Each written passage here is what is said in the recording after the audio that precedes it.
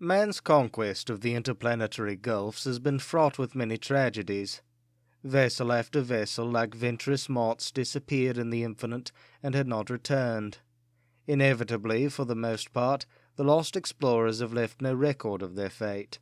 Their ships have fled as unknown meteors through the atmosphere of the farther planets, to fall like shapeless metal cylinders on a never-visited terrain, or have become the dead, frozen satellites of other worlds or moons. A few, perhaps, among the unreturning flyers have succeeded in landing somewhere, and their crews have perished immediately or survived for a little while amid the inconceivably hostile environment of a cosmos not designed for men. In later years, with the progress of exploration, more than one of the early derelicts has been descried, following a solitary orbit, and the wrecks of others have been found on ultra-terrene shores. Occasionally, not often, it has been possible to reconstruct the details of the lone remote disaster. Sometimes in a fused and twisted hull, a log or record has been preserved intact. Among others, there is the case of the Selenite, the first known rocket ship to dare the zone of the asteroids. At the time of its disappearance, 50 years ago in 1980, a dozen voyages had been made to Mars and a rocket base had been established in Syrtis Major, with a small permanent colony of terrestrials, all of whom were trained scientists as well as men of uncommon hardihood and physical stamina. The effects of the Martian climate and the utter alienation from familiar conditions, as might have been expected, were extremely tiring and even dangerous. There was an unremitting struggle with deadly or pestiferous bacteria new to science, a perpetual assailment by dangerous radiations of soil, air, and sun, and the lessened gravity played its part also, in contributing to curious and profound disturbances of metabolism. The worst effects were nervous and mental. Queer, irrational animosities, manias or phobias, never classified by analysts, began to develop among the personnel at the rocket base. Violent quarrels broke out between men who were normally controlled and urbane. The party, numbering 15 in all, soon divided into several cliques, one against the others, and this morbid antagonism led at times to actual fighting and even bloodshed. One of these cliques consisted of 3 men, Roger Colt, Phil Gershom, and Edmund Beverley. These 3, though banding together in a curious fashion, became intolerably antisocial toward all the others. It would seem that they must have gone close to the borderline of insanity, and were subject to actual delusions. At any rate, they conceived the idea that Mars, with its 15 Earthmen, was entirely too crowded. Voicing this idea in a most offensive and belligerent manner, they also began to hint their intention of faring even further afield in space. Their hints were not taken seriously by the others, since a crew of 3 was insufficient for the proper manning of even the lightest rocket vessel used at the time. Colt, Gershom, and Beverley had no difficulty at all in stealing the Selenite, the smaller of the 2 ships then reposing at the Syrtis Major base. Their fellow colonists were aroused one night by the cannon-like roar of the discharging tubes, and emerged from their huts of sheet iron in time to see the vessel departing in a fiery streak towards Jupiter. No attempt was made to follow it, but the incident helped to sober the remaining 12 and to calm their unnatural animosities. It was believed from certain remarks that the malcontents had let drop that their particular objective was Ganymede or Europa, both of which were thought to possess an atmosphere suitable for human respiration. It seemed very doubtful, however, that they could pass the perilous belt of the asteroids. Apart from the difficulty of steering a course amid these innumerable far-strewn bodies, the Selenite was not fueled or provisioned for a voyage of such length. Gershom, Colt, and Beverley, in their mad haste to quit the company of the others, had forgotten to calculate the actual necessities of their proposed voyage, and had wholly overlooked its dangers. After that departing flash on the Martian skies, the Selenite was not seen again, and its fate remained a mystery for 30 years. Then, on tiny remote Phocea, its dinted wreck was found by the Haldane expedition to the asteroids. Phocea, at the time of the expedition's visit, was in aphelion. Like others of the planetoids, it was discovered to possess a rare atmosphere, too thin for human breathing. Both hemispheres were covered with thin snow, and lying amid this snow the selenite was sighted by the explorers as they circled about the little world. Much interest prevailed, for the shape of the partially bare mound was plainly recognizable, and not to be confused with the surrounding rocks. Haldane ordered a landing, and several men in spacesuits proceeded to examine the wreck. They soon identified it as the long-missing selenite. Peering in through one of the thick, unbreakable neocrystal ports, they met the eyeless gaze of a human skeleton, which had fallen forward against the slanting, overhanging wall. It seemed to grin a sardonic welcome. The vessel's hull was partially buried in the stony soil, and had been crumpled and even slightly fused, though not broken by its plunge. The manhole lid was so thoroughly jammed and soldered that it was impossible to effect an entrance without the use of a cutting torch. Enormous, withered, cryptogamous plants with the habit of vines that crumbled at the touch were clinging to the hull and the adjacent rocks. In the light snow beneath the skeleton-guarded port, a number of sharded bodies were lying, which proved to be those of tall insect forms like giant phasmodiae. From the posture and arrangement of their lank, pippy members, longer than those of a man, it seemed they had walked erect. They were unimaginably grotesque, and their composition, due to the almost non-existent gravity, was fantastically porous and unsubstantial. Many other bodies of a similar type were afterwards found on other portions of the planetoid, but no living thing was discovered. All life, it was plain, had perished in the transantarctic winter of Phocaea's aphelion. When the selenite had been entered, the party learned from a sort of log or notebook found on the floor that the skeleton was all that remained of Edmund Beverley. There was no trace of his two companions, but the log, on examination, proved to contain a record of their fate, as well as the subsequent adventures of Beverley, almost to the very moment of his own death from a doubtful, unexplained cause. The tale was a strange and tragic one. Beverley, it would seem, had written it day by day, after the departure from Certus Major, in an effort to retain a semblance of morale and mental coherence amid the black alienation and disorientation of infinitude. I transcribe it herewith, omitting only the earlier passages, which were full of unimportant details and personal animadversions. The first entries were all dated, and Beverley had made a heroic attempt to measure and mark off the seasonless night of the void in terms of earthly time. But after the disastrous landing on Phocea, he had abandoned this, and the actual length of time covered by his entries can only be conjectured. September 10th. Mars is only a pale red star through our rear ports, and according to my calculations we will soon approach the orbit of the nearest asteroids. Jupiter and its system of moons are seemingly as far off as ever, like beacons on the unattainable shore of immensity. More even than at first, I feel that dreadful suffocation illusion which accompanies ether travel, of being perfectly stationary in a static void. Gershom, however, complains of a disturbance of equilibrium, with much vertigo and a frequent sense of falling, as if the vessel were sinking beneath him through bottomless space at headlong speed. The causation of such symptoms is rather obscure, since the artificial gravity regulators are in good working order. Colt and I have not suffered from any similar disturbance, and it seems to me that the sense of falling would be almost a relief from this illusion of nightmare immobility.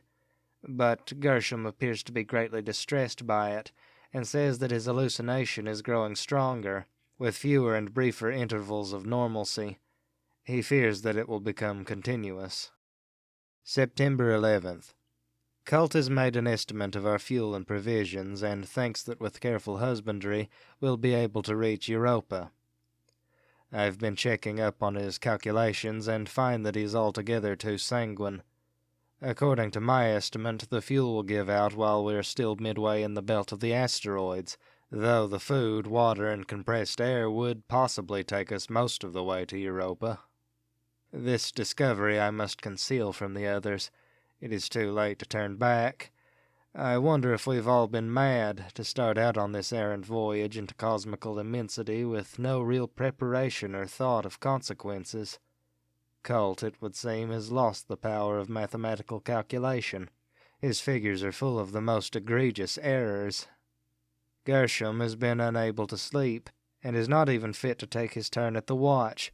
The hallucination of falling obsesses him perpetually, and he cries out in terror, thinking that the vessel is about to crash on some dark, unknown planet to which it is being drawn by an irresistible gravitation.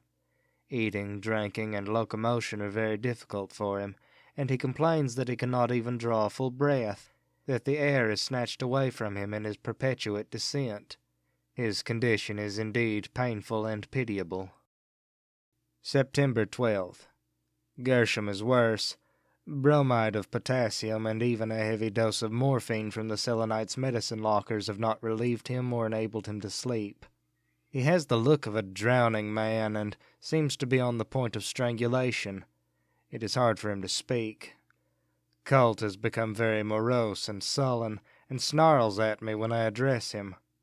I think that Gershom's plight has preyed sorely upon his nerves, as it has mine, but my burden is heavier than Colt's, for I know the inevitable doom of our insane and ill-started expedition. Sometimes I wish it were all over. The hills of the human mind are vaster than space, darker than the night between worlds, and all three of us have spent several eternities in hell.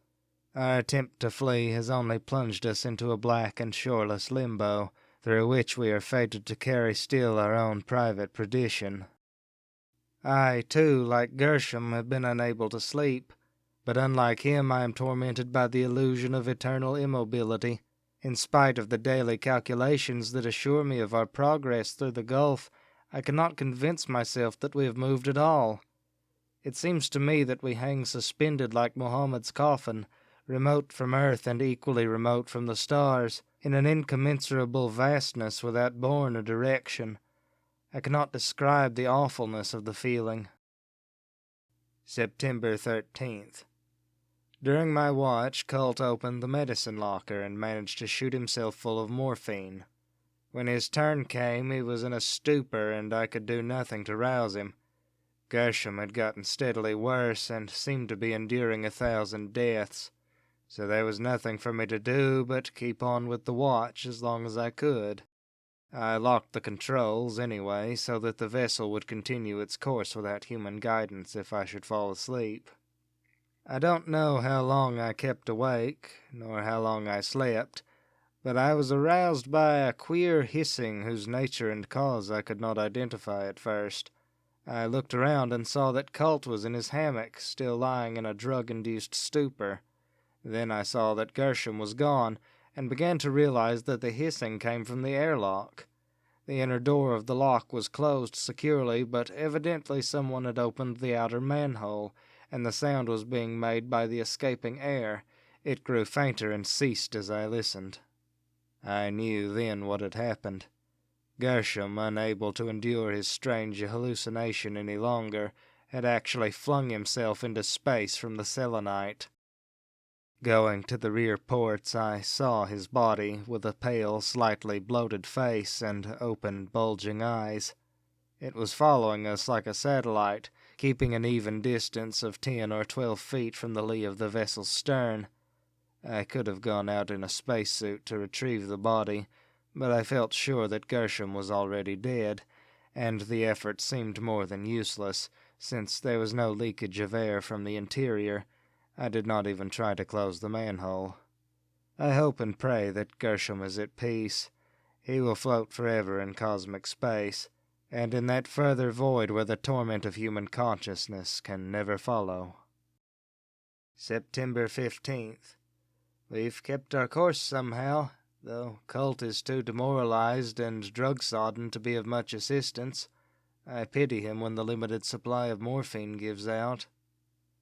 Gershom's body is still following us, held by the slight power of the vessel's gravitational attraction. It seems to terrify Colt in his more lucid moments, and he complains that we are being haunted by the dead man. It's bad enough for me, too, and I wonder how much my nerves and mind will stand. Sometimes I think that I'm beginning to develop the delusion that tortured Gershom and drove him to his death. An awful dizziness assails me, and I fear that I shall start to fall, but somehow regained my equilibrium. September 16th. Colt used up all the morphine and began to show signs of intense depression and uncontrollable nervousness. His fear of the satellite corpse appeared to grow upon him like an obsession, and I could do nothing to reassure him. His terror was deepened by an eerie, superstitious belief. "I tell you, I hear Gershom calling us," he cried. "He wants company out there in the black, frozen emptiness, and he won't leave the vessel till one of us goes out to join him. You've got to go, Beverly. It's either you or me. Otherwise, he'll follow the Selenite forever." I tried to reason with him, but in vain. He turned upon me in a sudden shift of maniacal rage. "Damn you! I'll throw you out if you won't go any other way," he shrieked. Clawing and mouthing like a mad beast, he leaped towards me where I sat before the Selenite's control board. I was almost overborne by his onset, for he fought with a wild and frantic strength. I don't like to write down all that happened, for the mere recollection makes me sick. Finally, he got me by the throat with a sharp-nailed clutch that I could not loosen and began to choke me to death. In self-defense, I had to shoot him with an automatic, which I carried in my pocket. Reeling dizzily, gasping for breath, I found myself staring down at his prostrate body, from which a crimson puddle was widening on the floor. Somehow I managed to put on a spacesuit. Dragging Colt by the ankles, I got him to the inner door of the airlock. When I opened the door, the escaping air hurled me towards the open manhole together with the corpse, and it was hard to regain my footing and avoid being carried through into space. Colt's body, turning transversely in its movement, was jammed across the manhole, and I had to thrust it out with my hands. Then I closed the lid after it. When I returned to the ship's interior, I saw it floating, pale and bloated, beside the corpse of Gershom. September 17th. I am alone, and yet most horribly I am pursued and companioned by the dead men. I have sought to concentrate my faculties on the hopeless problem of survival, on the exigencies of space navigation, but it is all useless. Ever I am aware of those stiff and swollen bodies swimming in the awful silence of the void, with the white, airless sun like a leprosy of light on their upturned faces. I try to keep my eyes on the control board, on the astronomic charts, on the log I am writing, on the stars towards which I am traveling, but a frightful and irresistible magnetism makes me turn at intervals, and mechanically, helplessly, to the rearward ports. There are no words for what I feel and think, and words are as lost things along with the worlds I have left so far behind.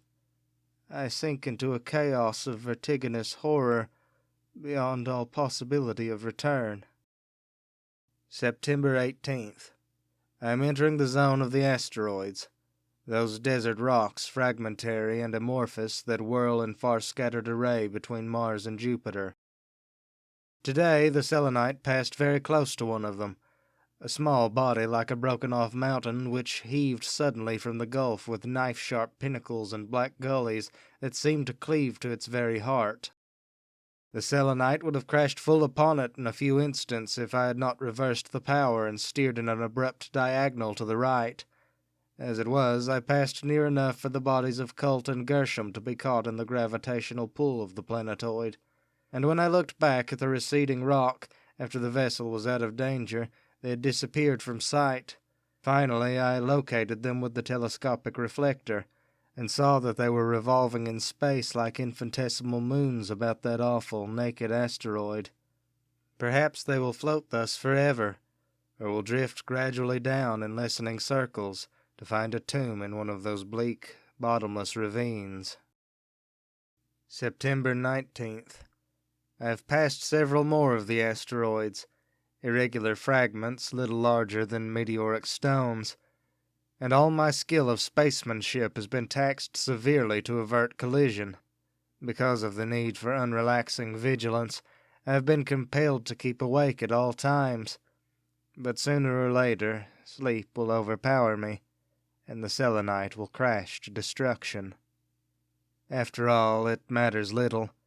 The end is inevitable, and must come soon enough in any case. The store of concentrated food and the tanks of compressed oxygen might keep me alive for many months, since there is no one but myself to consume them, but the fuel is almost gone, as I know from my former calculations. At any moment the propulsion may cease, then the vessel will drift idly and helplessly in this cosmic limbo, and be drawn to its doom on some asteroidal reef. September 21st. Everything I have expected has happened, and yet, by some miracle of chance, or mischance, I'm still alive. The fuel gave out yesterday. At least, I think it was yesterday. But I was too close to the nadir of physical and mental exhaustion to realize clearly that the rocket explosions had ceased. I was dead for want of sleep, and had gotten into a state beyond hope or despair. Dimly I remember setting the vessel's controls through automatic force of habit, and then I lashed myself in my hammock and fell asleep instantly. I have no means of guessing how long I slept. Vaguely in the gulf beyond dreams I heard a crash as of far-off thunder, and felt a violent vibration that jarred me into dull wakefulness. A sensation of unnatural, sweltering heat began to oppress me as I struggled towards consciousness. But when I had opened my heavy eyes, I was unable to determine for some little time what had really happened. Twisting my head so that I could peer out through one of the ports, I was startled to see on a purple-black sky an icy glittering horizon of saw-edged rocks. For an instant I thought that the vessel was about to strike on some looming planetoid. Then, overwhelmingly, I realized that the crash had already occurred, that I had been awakened from my coma-like slumber by the falling of the selenite upon one of those cosmic islets. I was wide awake now, and I hastened to unlash myself from the hammock. I found that the floor was pitched sharply, as if the vessel had landed on a slope or had buried its nose in the alien terrain. Feeling a queer, disconcerting lightness, and barely able to re-establish my feet on the floor, I gradually made my way to the nearest port. It was plain that the artificial gravity system of the flyer had been thrown out of commission by the crash, and that I was now subject to only the feeble gravitation of the asteroid. It seemed to me that I was light and incorporeal as a cloud, that I was no more than the airy spectre of my former self. The floor and walls were strangely hot, and it came to me that the heating must have been caused by the passage of the selenite through some sort of atmosphere. The asteroid, then, was not wholly airless, as such bodies are commonly supposed to be, and probably it was one of the larger fragments with a diameter of many miles, perhaps hundreds. But even this realization failed to prepare me for the weird and surprising scene upon which I gazed through the port. The horizon of serrate peaks like a miniature mountain range lay at a distance of several hundred yards. Above it, the small, intensely brilliant sun, like a fiery moon in its magnitude, was sinking with visible rapidity in the dark sky that revealed the major stars and planets. The selenite had plunged into a shallow valley, and had half buried its prow and bottom in a soil that was formed by decomposing rock, mainly basaltic. All about were fretted ridges, guttering pillars, and pinnacles, and over these, amazingly, there clambered frail, pippy, leafless vines with broad, yellow-green tendrils, flat and thin as paper. Insubstantial-looking lichens, taller than a man, and having the form of flat antlers, grew in single rows and thickets along the valley. Between the thickets I saw the approach of certain living creatures who rose from behind the middle rocks with the suddenness and lightness of leaping insects. They seemed to skim the ground with long, flying steps that were both easy and abrupt. There were 5 of these beings who, no doubt, had been attracted by the fall of the selenite from space and were coming to inspect it. In a few moments they neared the vessel and paused before it with the same effortless ease that had marked all their movements. What they really were I do not know, but for want of other analogies I must liken them to insects. Standing perfectly erect, they towered 7 feet in the air. Their eyes, like faceted opals at the end of curving projectile stalks, rose level with the port. Their unbelievably thin limbs, their stem-like bodies, comparable to those of the Phasmidae or walking sticks, were covered with gray-green shards.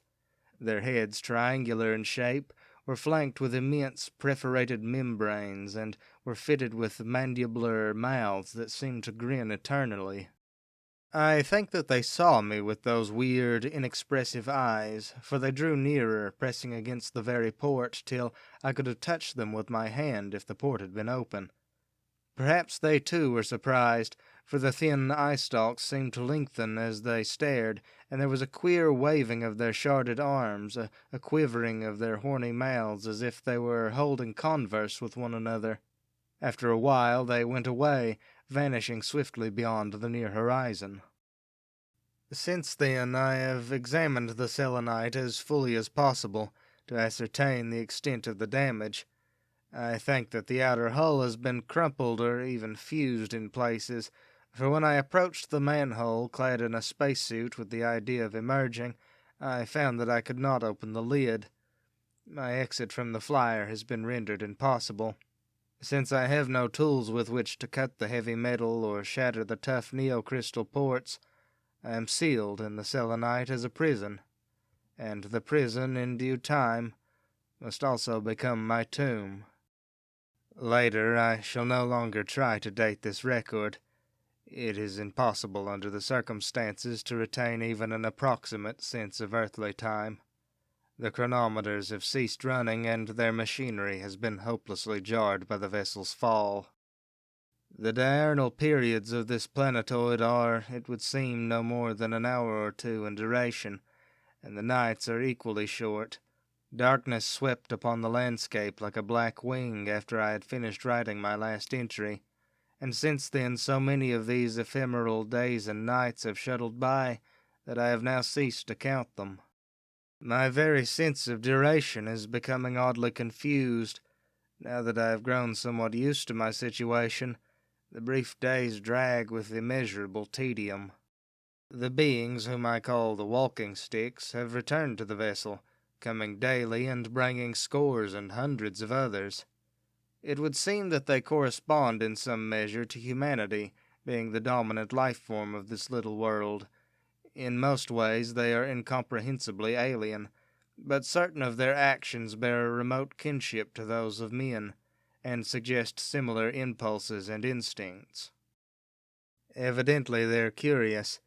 They crowd around the selenite in great numbers, inspecting it with their stalk-borne eyes, and touching the hull and ports with their attenuated members. I believe they're trying to establish some sort of communication with me. I cannot be sure that they emit vocal sounds, since the hull of the flyer is soundproof, but I am sure that the stiff semaphoric gestures which they repeat in a certain order before the port as soon as they catch sight of me are fraught with cautious and definite meaning. Also, I surmise an actual veneration in their attitude, such as would be accorded by savages to some mysterious visitant from the heavens. Each day, when they gather before the ship, they bring curious spongy fruits and porous vegetable forms which they leave like a sacrificial offering on the ground.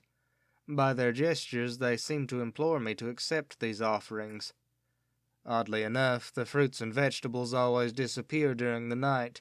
They are eaten by large, luminous flying creatures with filmy wings that seem to be wholly nocturnal in their habits.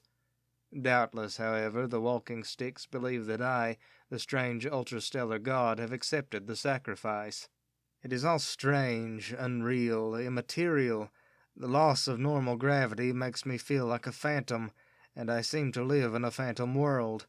My thoughts, my memories, my despair, all are no more than mists that waver on the verge of oblivion, and yet, by some fantastic irony, I am worshipped as a god. Innumerable days have gone by since I made the last entry in this log. The seasons of the asteroid have changed, the days have grown briefer, and the nights longer, and a bleak winteriness pervades the valley. The frail, flat vines are withering on the rocks, and the tall lichen thickets have assumed funereal autumn hues of madder and mauve. The sun revolves in a low arc above the saw-toothed horizon, and its orb is small and pale, as if it were receding into the black gulf among the stars. The people of the asteroid appear less often, they seem fewer in number, and their sacrificial gifts are rare and scant. No longer do they bring sponge-like fruits, but only pale and porous fungi that seem to have been gathered in caverns. They move slowly, as if the winter cold were beginning to numb them. Yesterday 3 of them fell after depositing their gifts, and lay still before the flyer. They have not moved, and I feel sure that they are dead. The luminous night-flying creatures have ceased to come, and the sacrifices remain undisturbed beside their bearers. The awfulness of my fate has closed upon me today. No more of the walking sticks have appeared. I think they have all died. The ephemery of this tiny world that is bearing me with it into the arctic limbo of the solar system. Doubtless their lifetime corresponds only to its summer, to its perihelion. Thin clouds have gathered in the dark air, and snow is falling like fine powder.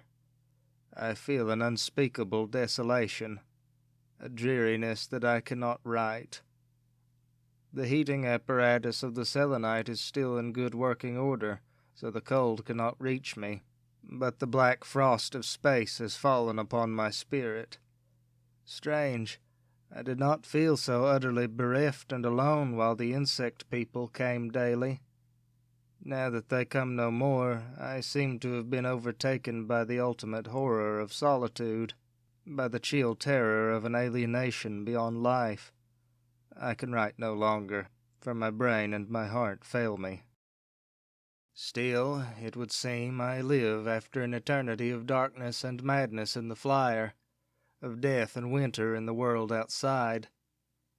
During that time I have not written in the log, and I know not what obscure impulse prompts me to resume a practice so irrational and futile. I think it is the sun, passing in a higher and longer arc above the dead landscape, that has called me back from the utterness of despair. The snow has melted from the rocks, forming little rills and pools of water, and strange plant buds are protruding from the sandy soil. They lift and swell visibly as I watch them. I am beyond hope, beyond life in a weird vacuum, but I see these beings as a condemned captive sees the stirring of spring from his sail. They rouse in me an emotion whose very name I had forgotten. My food supply is getting low, and the reserve of compressed air is even lower. I am afraid to calculate how much longer it will last. I have tried to break the neo-crystal ports with a large monkey wrench for hammer, but the blows, owing partly to my own weightlessness, are futile as the tapping of a feather. Anyway, in all likelihood, the outside air would be too thin for human respiration. The walking-stick people have reappeared before the flyer. I feel sure from their lesser height, their brighter coloring, and the immature development of certain members that they all represent a new generation. None of my former visitors have survived the winter, but somehow the new ones seem to regard the selenite and me with the same curiosity and reverence that were shown by their elders. They, too, have begun to bring gifts of unsubstantial-looking fruit, and they strew filmy blossoms below the port. I wonder how they propagate themselves, and how knowledge is transmitted from one generation to another. The flat, lichenous vines are mounting on the rocks and clambering over the hull of the selenite. The young walking-sticks gather daily to worship. They make those enigmatic signs which I have never understood, and they move in swift gyrations about the vessel, as in the measures of a hieratic dance. I, the lost and doomed, have been the god of 2 generations. Perhaps they will still worship me when I am dead. I think the air is almost gone. I am more light-headed than usual today, and there is a queer constriction in my throat and chest. Perhaps I am a little delirious and have begun to imagine things, but I have just perceived an odd phenomenon hitherto unnoted. I don't know what it is, a thin columnar mist moving and writhing like a serpent with opal colors that changed momently, has disappeared among the rocks and is approaching the vessel. It seems like a living thing, like a vaporous entity, and somehow it is poisonous and inimical. It glides forward, rearing above the throng of Phasmidae who have all prostrated themselves as if in fear. I see it more clearly now. It is half transparent with a web of gray threads among its changing colors, and it is putting forth a long, wavering tentacle. It is some rare life form unknown to earthly science, and I cannot even surmise its nature and attributes. Perhaps it is the only one of its kind on the asteroid, and no doubt it has just discovered the presence of the selenite and has been drawn by curiosity like the walking stick people. The tentacle has touched the hull. It has reached the port behind which I stand. Penciling these words, the gray threads of the tentacle glow as if with sudden fire. My God, it's coming through the neocrystal lens.